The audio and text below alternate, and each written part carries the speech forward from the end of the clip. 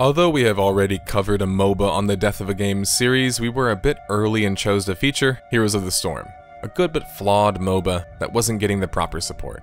But there were more MOBA games that spawned out of the famed Warcraft 3 Defense of the Ancients mod, led by ex-Dota developer IceFrog and superfan Mark DeForest with the help of his game development company S2 Games. Heroes of Newerth would launch in 2010, and despite reaching over 3 million players, Han would teeter out to a deafening silence, though only officially shutting down servers just last December 2021. What went wrong with arguably the most enigmatic and hardcore of the MOBAs, Heroes of Newerth, and how did it go from being a success story to a tragic one of what could have been? On this episode of Death of a Game, we diagnose the largest contributing factors to the death of a game, Heroes of Newerth. Stay tuned near the end of the episode to witness the final deduction, where we take all of the clues and evidence gathered and deduce the case. And at the very end of the episode, there's a clue on what the next episode will be about. Pick your lane, detectives, there's a case to solve.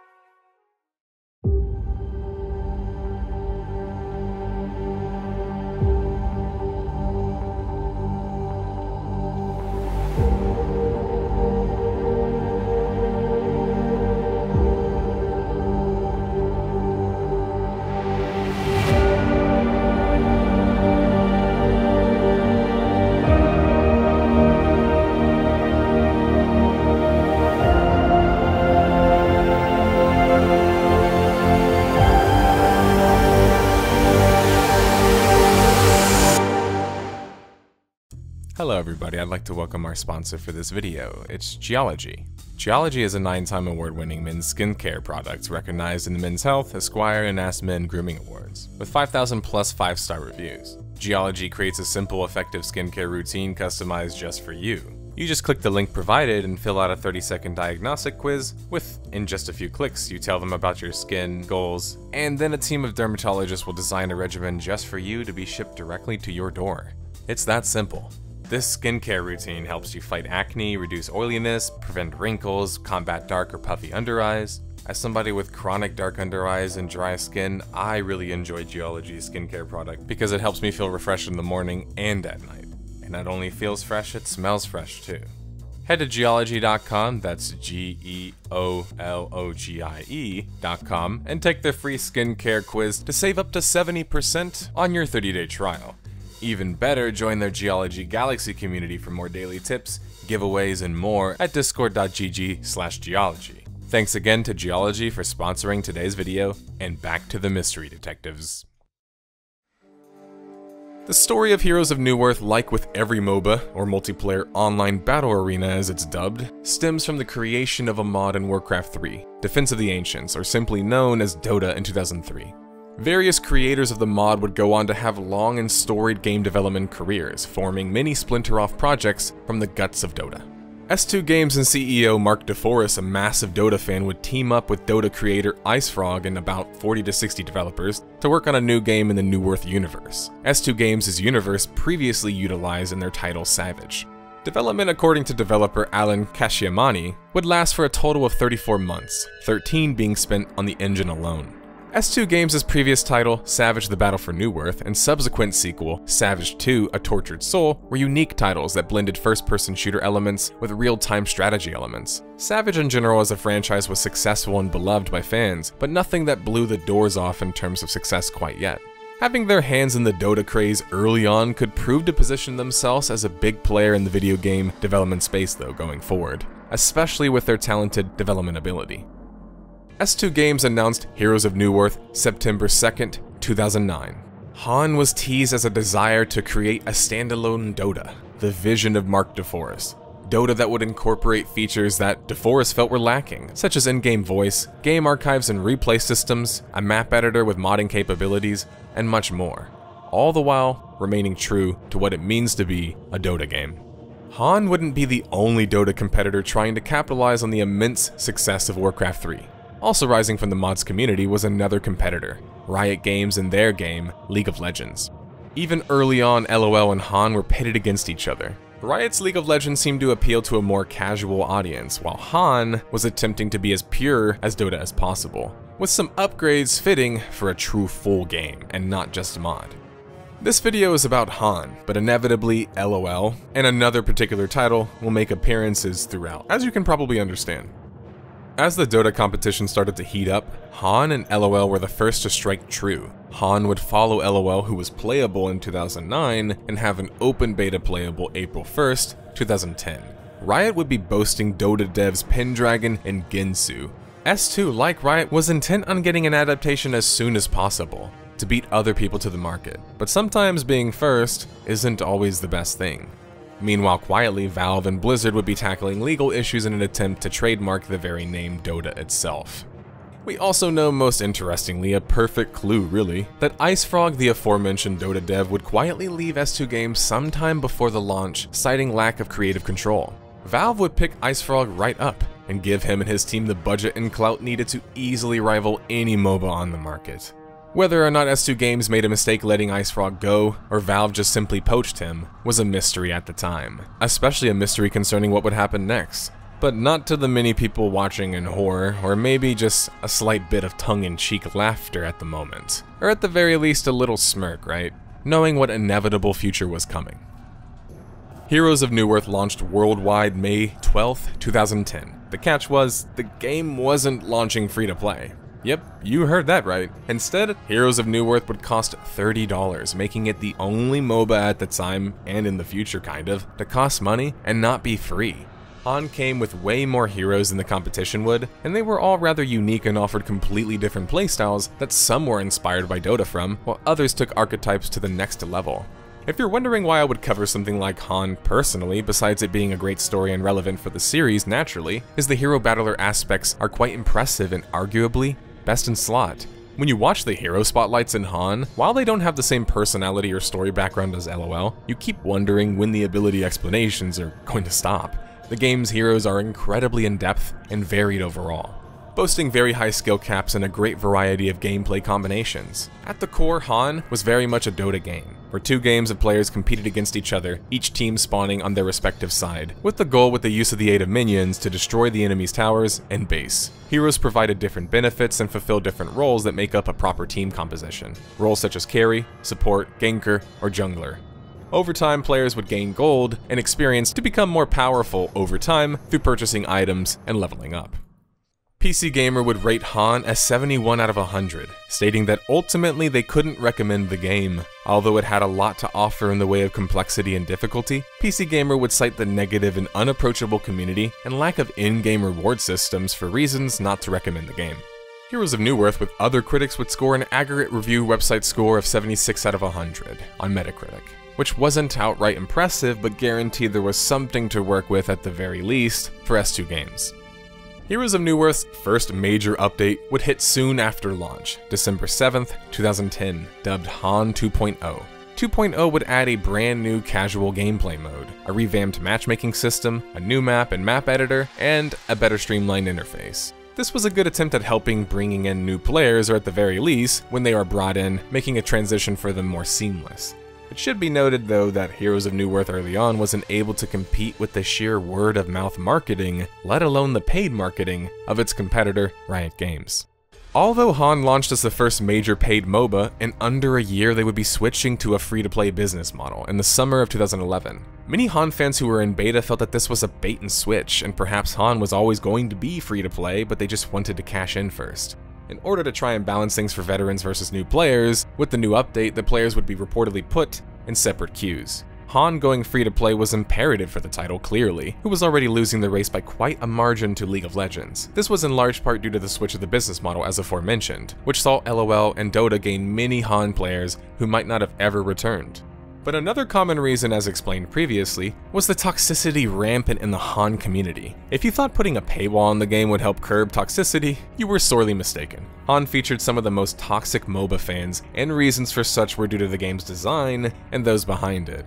Immediately upon joining into the game, you could be ridiculed in voice comms because, well, Han was the first game to feature such. Not only did Han foster this toxic environment with needlessly edgy kill streaks and announcements, ones that were made more appealing in competitors, the game itself was just downright more difficult to play, so it would naturally take players more time to learn and attract a player that likes to play more complicated games, and yet the veteran players could burn the players that are trying to learn the game out before they could learn it, unfortunately. The worst part about the Han community is actually S2 Games and their approach towards community in general and taking care of toxicity. While their competitors created entire teams and strategies around curbing toxicity and still struggle, Han sort of just sat back and embraced things, a very purist approach to Dota design. The S2 Games approach, according to players, was hands-off and almost encouraged players to play the game as it was meant to be played, hardcore or not. But it wasn't a good look that your MOBA was being called the most toxic MOBA, and that's coming from a League of Legends player. Had there been more efforts fostering a community, something Dota and LOL actually did pretty well in their betas, this could have been curbed a little bit more, or at the very least the narrative could have been better controlled. As it stood and throughout the live history of Heroes of Newerth, it always had this toxic cloud around it that kept players like me, for example, away from it. To make matters worse, Dota 2 would enter beta during the summer of 2011 as well. Valve and Blizzard would continue to fight over the trademark, with Valve finally winning and being able to call their game Dota 2, which clearly signaled that competition was heating up, as Blizzard was also pushing their MOBA, Heroes of the Storm, out as well. There was fierce competition bubbling up to the surface just less than a year after the launch of Han. S2 Games' answer to the toxicity problem rampant in MOBAs, and their MOBA specifically, Heroes of Newerth, was to create an entirely new MOBA, targeting a more casual audience. Strife, another S2 Games developed MOBA we won't cover too much in this video, but perhaps another, would begin development sometime in 2011. While S2 Games was pivoting already barely even a full year and a half into the game's launch, Heroes of Newerth that is, Riot Games was hosting a $3 million esport tournament for theirs, May 2012. While things might have started like a competition for the two companies and their MOBAs, things now had become clear-cut. Riot Games had dominated the competition, and Heroes of Newerth was positioned more so as the true Dota-like MOBA, which was able to share some success, but a much smaller amount. By the beginning of 2013, Han was able to obtain 150,000 concurrent players, which was certainly impressive and something that could be built into something much larger, but it was a fraction of the competition's audience. It's said that in Han's heyday, it reached about 3 million players, while League of Legends, for contrast, boasted 27 million players. The numbers are a stark reminder at the different levels of success the two games experienced. Han wouldn't quit the competition completely though. They would strike with the largest important update in their history, January 2013, targeting new players and beginners alike. This update would feature a tutorial video series, a report system, AI bots to practice on, and an overall increased visual clarity and graphics. This update was easily the most impactful update of Han's history, managing to slow the bleed of players to an extent that was plaguing the game. But Han at this point seemed to already become a story of too little too late, despite rather steady progress. That's because they would face arguably their biggest blow yet, and maybe ever, July 2013, when Valve would launch the true sequel to Dota, Dota 2. This wasn't just a competitor like League of Legends that was going to do potentially well either. It was being backed by an already big powerful company and led by none other than IceFrog himself. Dota 2 was taking all of the original heroes and recreating them effectively, and positioning itself as a true Dota sequel, something that Heroes of Newerth kind of occupied before previously by default. That means that Han was now directly competing with Dota 2, and the result wasn't going well already, with Dota hitting 108,000 players on Steam almost immediately upon launch. With Han being direct competition, how many of those were Han players? Meanwhile, by the summer of 2013, League of Legends had become the most popular game in the world. Even if Han didn't have its own issues, it was going up against Titans and doing so without a legitimate win condition at this point.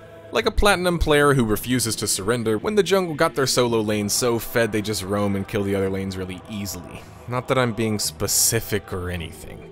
But Han was arguably stuck in a game with no win conditions in sight, but unlike that platinum player who refuses to surrender, they decided to do something else, so many will say that what they did next was kind of a forced move. S2 Games would announce their next MOBA, August 2013, publicly, dubbed Strife. One they were literally dubbing as an answer to the toxicity in the MOBA genre. Either S2 Games had no faith in the future and viability of Han and the win conditions I just discussed, with Dota 2 in the space now, or they felt really strongly about their newfound design with Strife. Whatever the case, it wasn't a good look for Han or its current players, which were continuing to dwindle as Dota 2 and LOL grew to epic proportions. How many resources and developers did Strife use from S2, developers who also worked on Han? There's a good chance that that number isn't zero, which meant that Strife did negatively affect Han in some ways. S2 Games would suffer serious layoffs September 2014, resulting in the termination of at least 25 of their staff. This brought their previous size of 90 employees down to 65.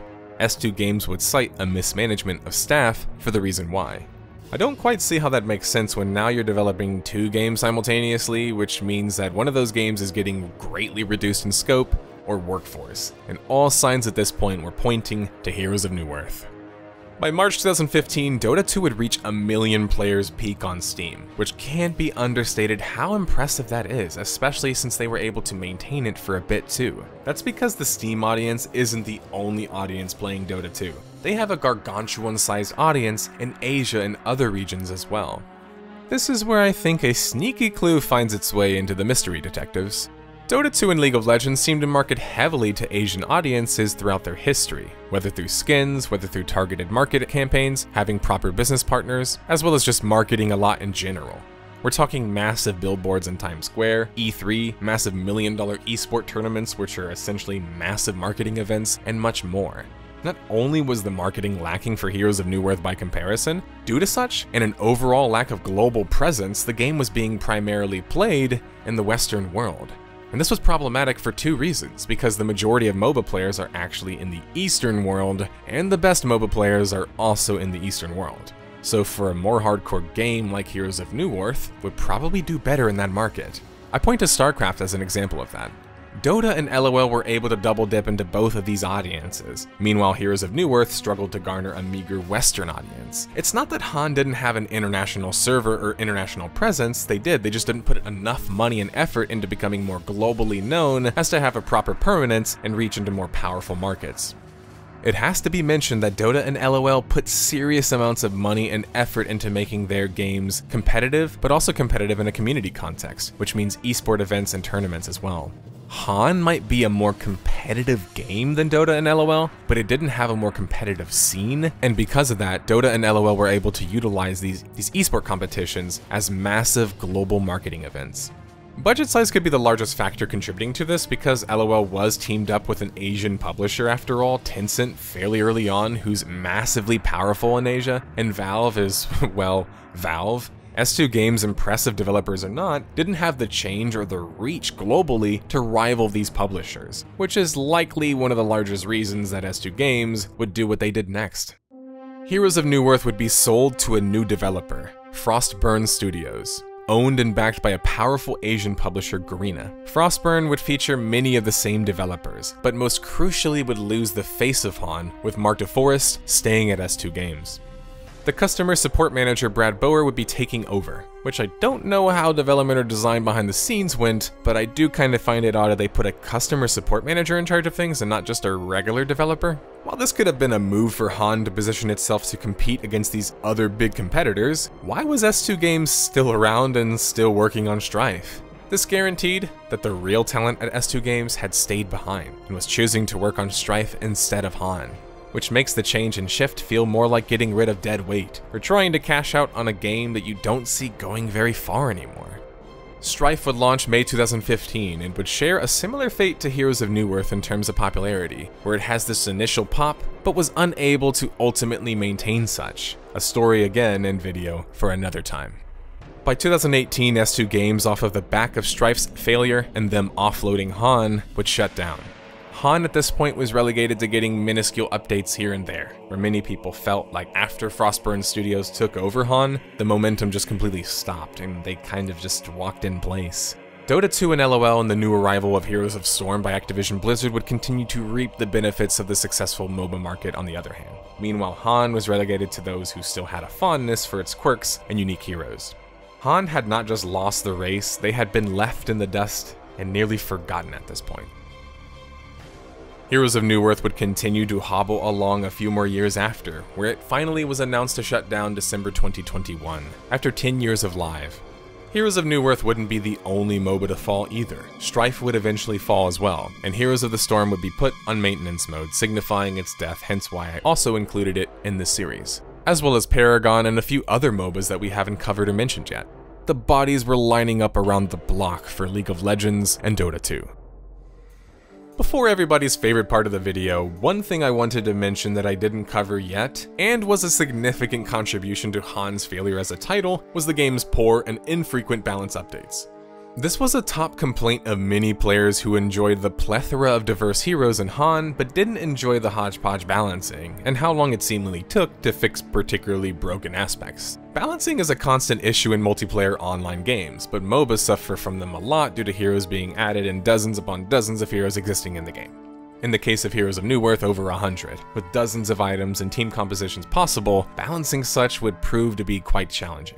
But that's necessary and understandable. One challenge any developer has to be willing to take on when designing an online multiplayer game with the level of gameplay that Han was capable of.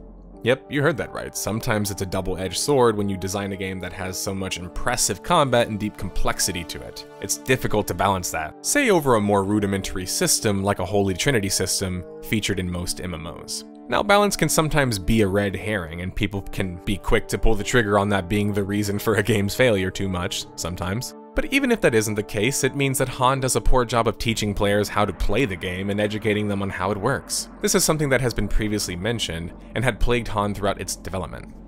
It took S2 games effectively years to build proper features to support a casual audience and educate them how to play, which might have been a little bit too late in the end. Something less complex games with bots at the start, like LOL, never really had to struggle with. If you're hearing that snazzy, jazzy detective music, that means we have reached the final deduction portion of this video, where we take all of the gathered clues and evidence thus far and put the case to bed. Why did Heroes of Newerth ultimately die and find its way onto this series? Well, Dota 2. Developers switched to another MOBA project. Sold the game to a new publisher, who then mismanaged it. It lacked the marketing, budget, and global reach of its competitors. It was voted the de facto most toxic MOBA community. Poor and infrequent balance updates. Wasn't free to play at launch. Steep learning curve and poor tutorial systems. Heroes of Newerth's story surprised me. It wasn't the MOBA I was the most familiar with, I must admit. And frankly speaking, in hindsight, I'm kind of sad that I missed the chance to play the game despite playing pretty much all of the other MOBAs. I think it sort of speaks for itself that I never gave the game a shot due to the constant negativity surrounding the game. Negativity that the game was never able to quite shake. And that's a shame too, because without Heroes of Newerth, arguably we wouldn't have had the same MOBA scene. Because Han was the first to bring many innovative features to the MOBA space. Many features MOBAs now feature as commonplace. Han made every other MOBA competitor raise its bar. And the game and S2 games deserve respect for that alone, even if you didn't play the game or enjoy it. It's just a shame more people didn't get the chance to experience the quite fun and impressive array of heroes that was featured in Han. For those who did play Han, tell me about your experiences on it in the comments. Do you disagree with my reasons? What did you enjoy the most about Han personally? Also, stay tuned for more information on our brand new channel visual and intro update coming in the classic Detective Noir style. Soon. Thanks for watching, detectives.